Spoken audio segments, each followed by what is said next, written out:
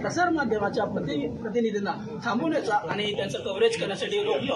जेव्हा त्याला सुरक्षा जाळीवरनं काढलं, सुरक्षा जाळीवरती काढल्यानंतर देखील त्याची प्रतिक्रिया घेण्यास मनाई केली।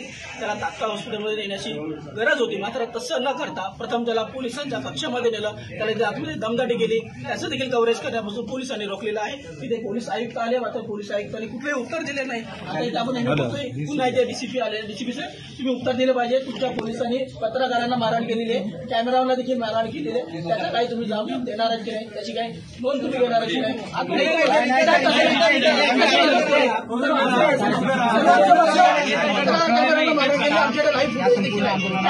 पोलिसांना सांगितलं,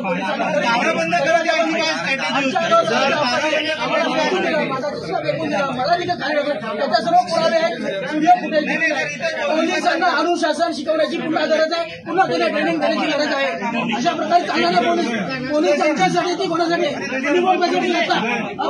एखादा नागरिक आत्महत्या करतो, ती आत्महत्या करण्याची त्याच्यावर काय वेळ आलेली आहे? नागरिकांचे प्रश्न मांडण्यासाठी मीडिया प्रतिनिधी आहेत, त्यांना रोखण्यासाठी पोलीस आहेत का? नागरिकांचे प्रश्न मांडायचे नाही का मीडियाने?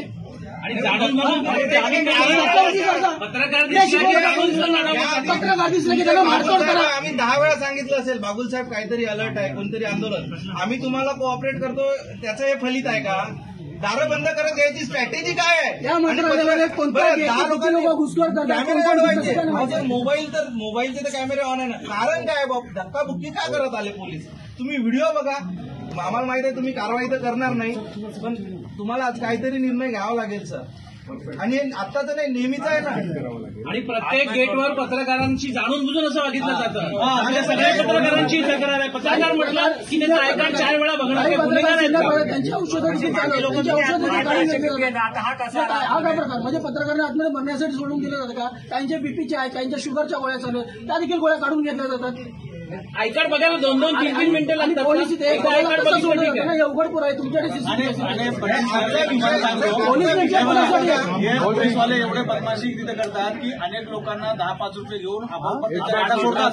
अहो, आम्ही एवढ्या वर्षापासून आमच्या कधी गाड्या आल्या नाही इथं, एवढ्या वर्षापासून काम करताय, पण कसं आहे सिस्टम आम्हाला माहिती आहे ना, कॅमेरे सर्वचे आम्ही कधी देतो का या गोष्टी?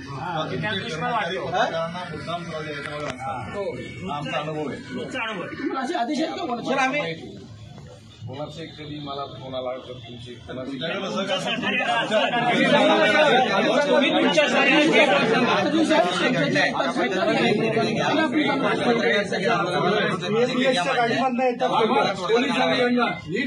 ₹500 घेतल्याशी घेऊन आत पाठवतात। एक गोष्ट आहे, अनेक दलाल फालतू लोकांना तुमच्याच कॉन्स्टेबल पैसे घेतात तिथे 500 आणि 700 रुपये आम्हाला